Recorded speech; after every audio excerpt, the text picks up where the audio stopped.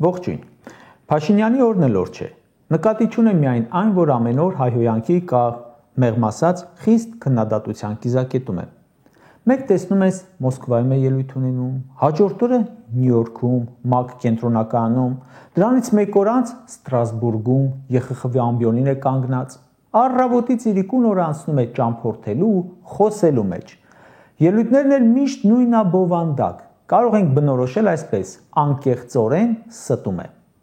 Սեպտեմբերի 30-ին օրինակ ելույթ ունեցավ Եվրոպայի խորհրդի խորհրդանական վեհաժողովում։ 25 րոպե, 8 էջ, այնքան շատ սուտ, այնքան մանիպուլյացիա, որ 25 րոպեն ստերից առանձնացնելու համար մի քանի թողարկում է անհրաժեշտ։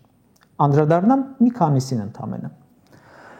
Սուտը մանիպուլյացիան հենց սկզբի պարբերություններից է։ Նախ խոսում է 2008 թվականի մարտի 1-ի դեպքերից, թե բա ես ընդդիմության շարքում էի, հետո ստիպված էի ընդհատակ անցնել, հետո կամավոր կերպով դուրս եկա ընդհատակից, որից հետո կալանավորվեցի, դատապարտվեցի 7 տարվա ազատազրկման։ Եվ ես ասում է պայքարում էի ժողովրդավարության համար ու սպասում էի ԵԽԽՎ բանաձևերին։ Չի ասում ինչու էր անցել ընդհատակ, ինչի համար է կալանավորվել ու դատապարտվել։ Նախ ոչ թե ընդհատակ, այլ փախուստ արդարադատությունից զանգվածային անկարգություններ հրահրելուց, ոստիկանությանը եւ ժողովրդին բախման տանելուց, Սամվել Ալեքսանյանի սուպերմարկետից թալանված սնունդը ուտելուց հետո։ Բայց դե հուսա չէր ասելու այդ ամբիոնից։ Շատ հետաքրքիր կլինի իմանալը, թե ինչու որոշեց վերջ տալ փախուստին, իր ասած ընդհատակին, ինչ պայմանավորվածության արդյունքում։ Շատ հետաքրքիր կլինի իմանալը, թե ինչու որոշվեց, որ 7 տարի ազատազրկման դատապարտվելու պարագայում պետք է նստի ընդամենը մի տարի 11 ամիս։ ԵԽԽՎ ամբիոնից կարծում եմ սա էլ պետք է պատմեր։ Իր 8 էջանոց ելույթի 3 էջը այն մասն էր, որ իրենից առաջ Հայաստանում ժողովրդավարություն չկար։ Ընդդիմությունը ճնշվում էր, կալանավորվում էր հանիրավի, այդ պարագայում այդ ամբիոնից թող բացատրեր, թե ինչպես եղավ, որ երկրում, որտեղ ժողովրդավարություն չկար, իրեն զանգվածային անկարգություններ կազմակերպելուց հետո, հրահրելուց հետո, որին 10 մարդ էր զոհ գնացել, ոչ ժողովրդավար երկրում 7 տարի ազատազրկման են դատապարտում, բայց նստում է 2 տարուց պակաս։ Երկրում, որտեղ ըստ իրեն արդար, ազատ ընտրություններ երբեք չեն եղել, այդ անարդար ընտրությունների պարագայում իրեն դարձնում են ազգային ժողովի падգամավոր ու հետո իրեն փոխանցում են վարչապետի աթոռը։ Այ դա պետք է պատմեր։ Ասում է ես պայքարում եի ժողովրդավարության համար ու այդ պայքարի ընթացքում թալանում են խանութներ, մայրաքաղաքի կենտրոնը սարքում են գազա եւ 10 զոհի է հանգեցնում այդ ժողովրդավարության պայքարը։ Նիկոլ Փաշինյանը խոսում է մարտի 1-ի դեպքերով իր նկատմամբ արդարության դատավճռից, իսկ արդարացումը այդ այսպես կոչված երբ տեղի ունեցավ։ Այն ժամանակ, երբ ինքը վարչապետ էր ու արդեն հայտարարել էր, կա տենց մի դատավոր, որի ասածները չանի, էս է իրականությունը։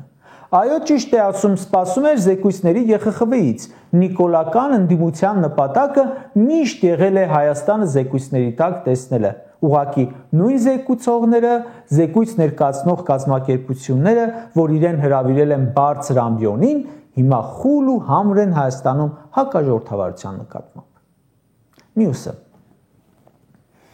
Ասում է 2018 թվականի ժողովրդավարական ոչ բռնի Թավշյա հեղափոխությունից ի վեր իշխանությունը Հայաստանում որևէ ընտրություն կեղծելու փորձ անգամ չի արել։ Լկտի սուտ, ինչպես ասում են։ Գիտեք, ընտրություն կեղծելը միայն քվյատուփը գողանալը չէ,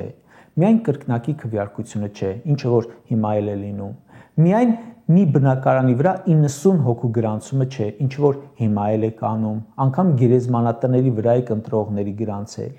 Ընտրություն կեղծելը նաև մրցակից թիմի անդամներին կալանավորելը ընտրությունների փուլում, խուզարկություններ անելը անհարկի,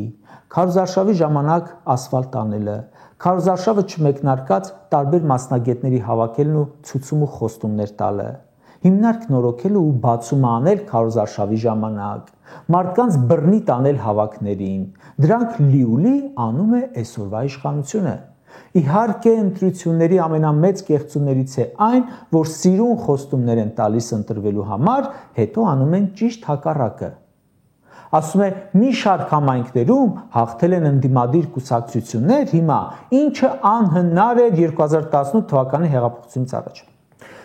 2016 թվականին ԿՊԱ-ական Կոկորդի լոցագետը ընտրվում է համայնքապետ Նոր կյանք գյուղում։ Այն ժամանակ, այսինքն, ԿՊ-ն համագործակցում էր ՀՀԿ-ի հետ, եթե ոչ, ապա ընդդիմադիրը ո՞նց դարձավ համայնքապետ։ Բայց Նիկոլը չի ասում, քան ընդդիմադիր կա, որ հաղթել են ընտրություններում, որից հետո քրեական գործեր է շալակել, կալանավորել եք, ինչպես օրինակ Վանաձորում, Բերդում, Մեղրիում, Գյումրիում, կամ հաղթել է, բայց արդյունքում ԿՊ-ն է տիրացել աթոռին, ինչպես օրինակ Վեդիում, Թալինում, Ալավերդիում, Ախուրյանում եւ այլուր։ Գիտեք, լրիվ ուրիշ բան է, որ երկրի ընդդիմության ներկայացուցիչը մասնակցում է միջազգային կոնֆերանսի, ԵԽԽՎ նիստերին ու դժգոհում երկրի իշխանությունից, բայց լրիվ ուրիշ բան է, երբ երկրի փաստացի ղեկավարողն է գնում ու բողոքում երկրից։ Իսկ որ զավեշտ է, բողոքում է նրանից, ինչ որ ինքն է անում բոլորից շատ։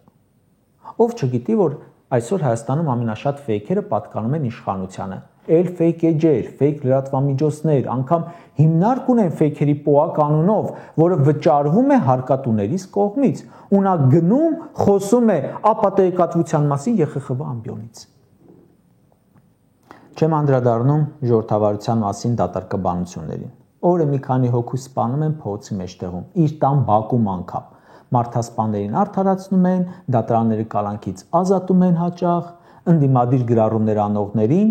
ելույթ ունեցողներին բռնում են։ Այդ սաղ տեսնում են նույն ԵԽԽՎ ներկայացուցիչները, որոնց առաջ Փչան Թոթորոսը ժողովրդավար իշխանությունից է խոսում։ Չեմ խոսում ծիծաղելի դարձած մարդը ամենակարևոր արժեքն է արտահայտությունից։ Այդ ԵԽԽՎ ամբիոնից ելույթը լսողները տեղյակ էին վստահաբար, որ մարդը ամենակարևոր արժեքն է ասող իշխանությունը մարդկանց գլխին սարքում է կալանավորում, 5000 ամենակարևոր արժեքի տարել է մահվան, մի շարք զոհերի հարազատների վրա քրեական գործեր է հարուցել, կալանավորել, 150,000 հոգու տեղահան է արել։ Մարդը կարևոր արժեք է, բայց ում համար։ Ձեր։ Մյուսը Հայաստանի ու Ադրբեջանի միջև այսպես կոչված սահմանազատումն է։ Ըստ Փաշինյանի 2024-ին առաջին անգամ սահմանահատվել է 12 կիլոմետրանոց միջպետական սահման, Ալմատիի հռչակագրով եւ այլն եւ այլն։ Դարձյալ մանիպուլյացիա։ Չի ասում ինչ է ստացել Ադրբեջանը դրանից, ինչ է ստացել Հայաստանը դրանից ու որքանով է արդարացի գծել սահմանը։ Իսկ որպեսզի իրականություն ասել, պետք է շեշտել, որ Հայաստանը հանձնել է գյուղեր, բայց ստացել է փոխարենը մի քանի հատ արմատուրա, որ խփի որպես սահման։ ԵԽԽՎ-ում դարձյալ խոսեց այսպես կոչված խաղաղությունից, Վաշինգտոնից, Թրամփից, որը մինչև այսօր իր անունն էլ անգամ չի հիշում։ Դարձյալ նեղսրտեց լսելով Զանգեզուրի միջանցք արտահայտությունը։ Ասում է, որևէ մեկը իրավունք չունի ՀՀ ինքնիշխան տարածքի վրա անուն դնել, որը ընդունված չէ Հայաստանի Հանրապետության կողմից։ Նյու Յորքում էլ էր բողոքում, որ Ալիևն ասում է անդադ Զանգեզուրի միջանցք։ Սա եկաբոյն առած գնացել կռիվ է տալիս, այն էլ հեռակա, թե Զանգեզուրի միջանցք մի ասեք։ Անվան կռիվ է տալիս։ Հիմա որ նա չի կարողանում այնպես պայմանավորվել, որ գոնե անունը իր ուզածով ասեն, հետաքրքիր է էլի, ոնց է կարողանալու պայմանավորվել մյուս հարցերը, որ օրինակ տեղափոխումը իր ուզածով լինի։ Ոնց է կարողանալու պայմանավորվել, որ ասենք չհարցակվեն, ոնց է էլի անելու։ Դե հիմա թող զանգի Թրամփին, հիշեցնի ով է, ասի ես այն մյուս տղեն եմ։ Հա, մեկ էլ շնորհավորի, որ այսօր խաղաղությունը 1 ամիս 23 օրական է։ Վաղն էլ կարող է զանգել ու շնորհավորել 1 ամիս 24 օրական լինելու արդիվ։ Կարճ ասած։ Մի անգամ Փաշինյանը կարծեմ ասաց, որ իր ելույթները ինքն է գրում։ Դա ասում էր որպես իբր առավելություն։ Սակայն մեր գլխով անցած այս ամբողջ ողբերգությունների պատճառների թվում է նաև այն, գրել ու խոսել է ինչ ուզում է, ինչ մտքով անցնում է։ Այդ ընթացքում ոչ նայել է պատմությանը, ոչ փաստերին է նայել, ոչ իրականությանն է նայել, ոչ նայել է ու ինչն է կարելի, ինչը չի կարելի։ Ոչ էլ գիտակցել է հետևանքները։ Այդ հետևանքները մեր երկիրը մենք զգում ենք մաշկի վրա։